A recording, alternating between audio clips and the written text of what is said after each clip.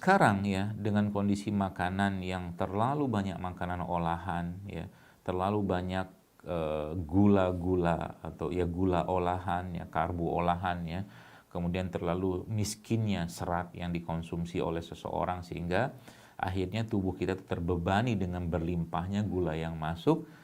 Itu ternyata ya, kalau kita lihat berarti akar masalahnya apa sebenarnya ya, kalau dalam sisi fisik tadi maka jawabannya akar masalah karena kita tidak tahu apa yang kita makan, dan yang dimakan itu katakanlah sesuatu yang membebani tubuh kita, menyebabkan tubuh kita nggak seimbang. Contoh begini, Anda bayangkan begini jemaah sekalian, ketika ada seseorang ya, dia mengkonsumsi misalkan sebulan mungkin nasi goreng lah misalkan, dan nasi goreng dia makan dengan bakwan ya di situ. Apakah ada masalah di situ? Ya mungkin kalau satu kali dua kali tidak ada masalah gitu kan, sekali-sekali asal pengen saja. Tapi ketika itu menjadi makanan dia tiap hari gitu kan, maka kita lihat di sini ada dua masalah di situ, bahkan lebih sebenarnya. Nasi goreng atau nasi tadi sudah karbo ya, karbo yang kita tahu karbo yang tidak berserat, itu yang pertama. Lalu yang kedua ada masalah lagi dengan dia makan tepung tadi ya, tepung tadi juga tepung terigu yang ternyata itu adalah tepung yang tidak berserat, miskin serat ya, tapi tinggi kalori. Oke. Nah, sudah dua tuh masalahnya gitu kan. Nah, tambah lagi dengan apa? Kadang-kadang dia tambah lagi dengan misalkan minum es teh atau teh manis gitu kan. Itu gula lagi gitu loh. Jadi udah berapa tuh? Misalkan dari nasi gorengnya, nasinya ya, kemudian dari bakwannya ya, gorengannya, tambah lagi dengan teh manisnya. Ada 3 karbo masuk situ dan semuanya karbo-karbo olahan ya. Karbo-karbo olahan yang menyebabkan terjadinya lonjakan gula dalam tubuh kita tuh sangat drastis setelahnya. Karena dia bukan karbo yang sifatnya karbo kompleks ya, jamaah sekalian, atau mungkin yang masih seratnya cukup banyak, enzim masih banyak, maka otomatis tubuh kecapean. Itu sebabnya banyak orang setelah mengkonsumsi seperti itu boro-boro dapat tenaga, yang ada malah ngantuk. Kan gitu, ya. Kemudian tambah lagi dengan minyak yang dia pakai, katakanlah minyak yang dia pakai adalah minyak yang berasal dari minyak goreng dari kelapa sawit gitu kan. Berarti nggak boleh makan. Poinnya bukan di situ. Saya katakan kalau kita sudah ngerti apa yang kita makan ya, dan kita membatasi atau mungkin kita mengendalikan itu, maka ya boleh-boleh saja kalau sekedar pengen gitu kan. Tapi kita harus tahu konsekuensi dari situ. Nah, ini sebenarnya jadi masalah besar dalam banyak kesehatan atau masalah kesehatan di era sekarang ini. Apa? Double karbo, bahkan triple karbo, miskin serat, miskin nilai gizi ya. Termasuk juga mungkin ibu-ibu gitu kan, misalkan Anda memberikan atau hampir tiap hari memberikan anak-anak makanan yang berasal dari tepung-tepungan seperti roti, tiap hari dikasih roti, misalkan gitu kan. Kan roti kita tahu, kalau rotinya roti yang baik dan masih tinggi serat seperti dari tepung sorghum, mungkin tepung mokaf atau mungkin tepung sagu aren ya, atau tepung beras misalkan, bisa dibikin jadi roti. Yang saya ada trial juga itu ternyata masya Allah tidak terlalu tinggi nanti gulanya. Tapi kalau seandainya gulanya terlalu berlebihan akibat anak itu udah dikasih minuman kemasan, ada gula di situ, ada pengawet di situ misalkan, atau di rumah lah misalkan, plus lagi disuruh makan roti lagi misalkan gitu kan. Nah, roti itu sudah ada lemaknya juga. Lemaknya emang roti ada lemak, ada, kita tahu mentega yang dipakai sekarang itu kan berasal dari minyak sawit sebenarnya ya, bukan dari minyak hewan ya, seperti butter beda atau ghee itu kan beda tuh. Nah, akhirnya terjadi apa yang terjadi? Peningkatan gula yang berlebihan ya, dan urusan gula yang berlebihan atau mungkin tidak tercover oleh tubuh atau tidak terkendalikan oleh tubuh ini, masalahnya bukan cuma sekedar masalah gula darah yang naik, tapi dia menimbulkan peradangan dalam tubuh. Berarti yang dimaksudnya peradangan apa? Apakah terjadinya peningkatan leukosit? Bukan, tapi sel-sel tubuh kita tuh banyak yang harusnya berpasangan dua, tapi karena ada peradangan ya, ada inflamasi tadi, maka banyak yang lepas, jadilah dia menjadi oksidator atau radikal bebas gitu dalam tubuh kita ya. Dan apa tanda-tanda orang yang berlimpah radikal bebas dalam tubuhnya ini? Ya moodnya bermasalah ya, kemudian tidurnya bermasalah, kemudian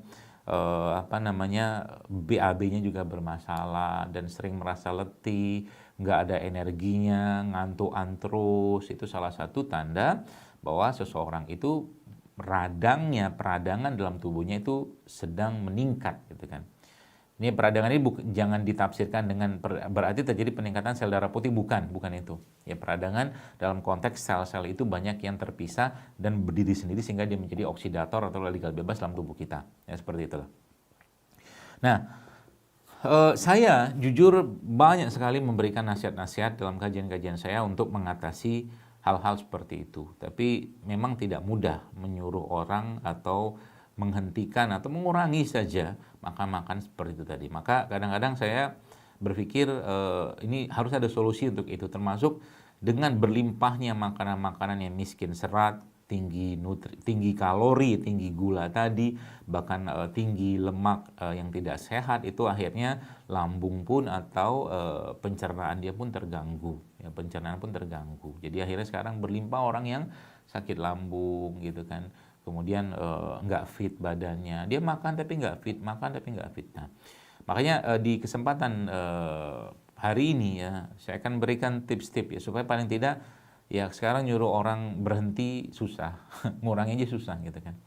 Apalagi mungkin di rumah juga ibu-ibu belum terbiasa misalkan dengan beras-beras yang sehat ya, mungkin di luar beras merah misalkan. Banyak sebenarnya itunya sekarang, kayak di kami ya, di tempat saya itu ada namanya beras mentik susu gitu kan, atau juga menggunakan beras coklat ya, atau mungkin beras yang dicampur dengan sorghum. Itu salah satu cara kita untuk mengatasi tidak berlimpahnya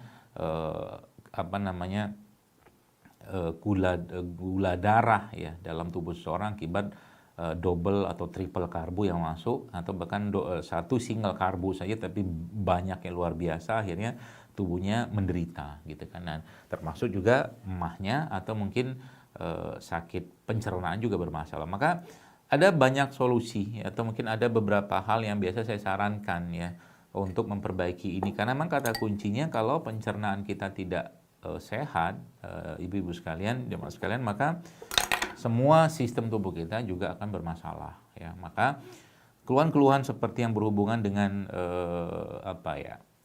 emah ya, atau mungkin sakit-sakit lambung atau ketidaknyamanan di lambung, sebenarnya kita bisa atasi dengan hal-hal yang sangat-sangat simpel dan sangat-sangat mudah ya. Salah satunya adalah dengan cara apa? Nah, di masa ini ada gelas ya. Ini sendok bukan centong. Ini sendok bukan centong ya. Dan ini ada air ya. Nah, ini saya kasih tahu ini cara mudah sebenarnya ya. Saya tuangkan air ke sini. Kemudian apa yang saya pakai untuk katakanlah memberikan makanan buat lambung saya atau mungkin orang-orang yang bermasalah tadi. Maka yang pertama tentunya kita pakai madu. Ini kan madu nih. Saya masukin madu ya secukupnya saja. Ya, kita takar-takar saja. Nah, supaya madu ini larut dan dia dia bercampur ya dengan air tadi, kita aduk seperti ini, selesai. Lalu kita gunakan itu berikutnya herbal lah ya mungkin, atau berikutnya ini saya nggak tunjukkan mereknya, tapi ini teripang ya, gamat yang isinya kolagen. Yang teripang atau kolagen ini sangat baik sebenarnya untuk memperbaiki fungsi lambung kita ya, kolagennya. Jadi ini kita ambil ibu sekalian ya, berapa banyak ya, 1 sendok teh boleh atau 1 sendok makan gitu kan, karena ini bentuknya cair. Jadi kita ambil seperti ini ya. Jadi saya ambil 1 sendok kayak begini, saya tuangkan ya, ini. Nah, supaya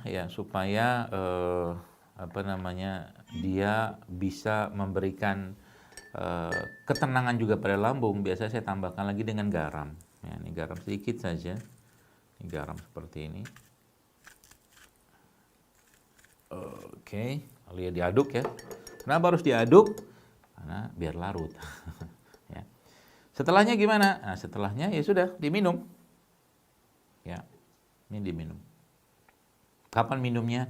Pagi boleh, menjelang Anda makan, malam menjelang tidur juga boleh. Ini insya Allah akan membantu ya, mengembalikan keseimbangan asam lambung kita. Karena sekarang banyak orang makannya nggak beres, emosi nggak beres, lambungnya ikut-ikutan nggak beres ya. Nah, ini kita minum, saya minum saja, bismillah.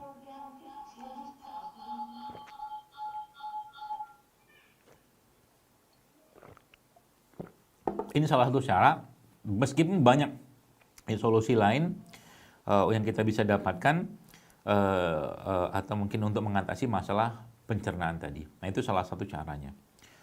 Berapa lama Anda harus minum ini? Ya idealnya 3 bulan. Ideal 3. Tapi paling tidak kalau 14 hari saja sudah akan tampak perubahan. Ya. Tadi madu, air putih, kemudian kasih garam sedikit. Pakai garam apa dokter? Pokoknya garam yang tidak direfinasi, itu aja pesan saya. Ya, tidak direfinasi. Mau jenis apa aja silakan. Garam lokal, garam apa, sea salt boleh, Himalayan salt boleh, mana aja. Ya. Tambahkan dengan madu tadi dan ada konsumsi 2 kali 1 hari. Itu salah satu cara untuk menjaga lambung kita.